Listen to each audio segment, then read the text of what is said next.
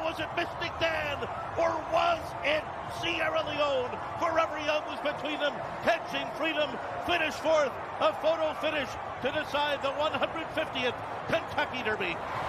One of the tightest finish we have seen in the Derby.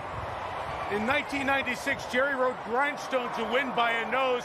It was too close to call and determined by a photo. That's the last time we were this close in trying to figure out who won the Derby. It's a bob of a head at the end.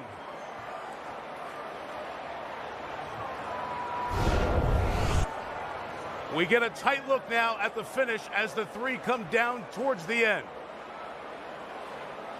It looks like Mystic Dan on the by inside. A nose, by a flared nostril, but obviously that's a very, very subjective and unofficial thought. Mystic Dan on the inside. It is the mirror there that will get the photo. So at the end there, as you watch them bob, that's the only look that's right down the line.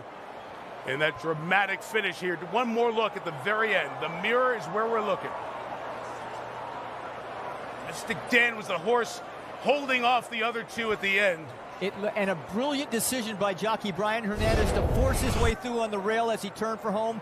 That was the difference, Mike, in winning and losing. And if it's Mystic Dan, it is the Oaks Derby double. The Kentucky Oaks, the top race for the 3-year-old fillies, held yesterday in front of 100,000 plus here at Churchill Downs. And if it's Mystic Dan, then Kenny McPeek and Brian Hernandez Jr., trainer and jockey, have done the first Oaks double since Ben Jones in 1952.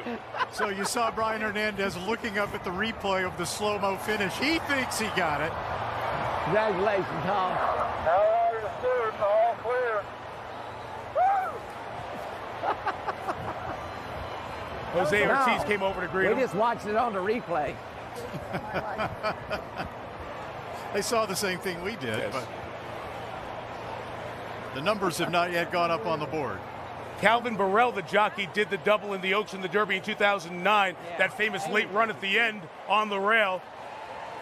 But Brian Hernandez Jr. may, in fact, have a first Derby win for both he and Kenny McPeek.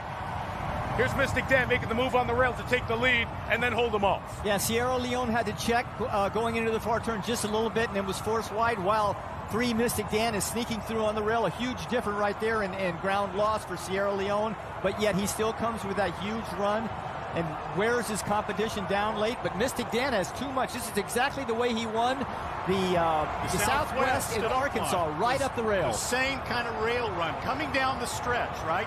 Sierra Leone was doing his thing again and lugging in and bumping a little bit with Forever Young, who he finished alongside. That didn't help him any, but wow. Kenny with Kenny McPeek. The draw helped us a Hey, lot. with me is Kenny McPeek. Kenny, congratulations. Thank you. I mean, they haven't posted it yet. You don't assume anything in this business. But Brian just did an amazing job. I mean, just a brilliant jockey and ride. I mean, you know, the draw helped us from the beginning. We talked about that when I was shocked Dornack broke bad. But Brian is amazing. You know, probably one of the most underrated riders in racing, but not anymore, right? You told me earlier this week that you thought your horse was a little overlooked, but that's okay. That was the best shot you've had of the other horses you've ever brought here. Yeah, for sure. You know, we didn't have the greatest trip in Arkansas. Yes! In case you didn't know, Kenny McPeek has just won the Kentucky Derby. All right. It's official. Ooh, that's tight. Look at that.